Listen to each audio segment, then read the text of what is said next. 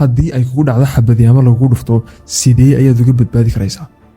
haddii aan eegno ugu yaraan xawaaraha ay jarayso midha xabadda ah ee laga rito biskoolada waxay gaari kartaa ilaa 2000 kilomitir saacadii.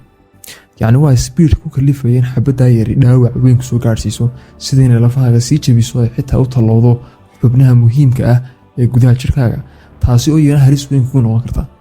sidoo kale waxaad ogaataa daawade in inta badan dadka la kulmay xabadda lagu dhaawaco ay u dhintaan dhiigbaxay ku sababto xabaddaasi ee aysan u dhimanin xabadda ku dhacday lafteeda.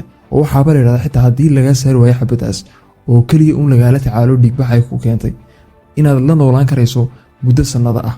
sidaa darteed si haddaba aad uga hortagto in xabaddaas dhiigbaxeeda aad sababsato, ugu horreyn isku day inaadan argagixin si aad si ku habboon aad ugu raacdo tallaabooyinkan aan kuu sheegi doono.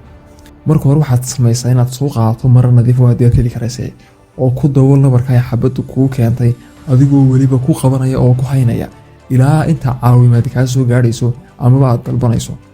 habkanna runtii waa hab la isku wada raacay oo aad kula tacaalayso nabarka xabaddaas. adiguna daawade boqolkiiba intee ayaad ku qiimeyn lahayd?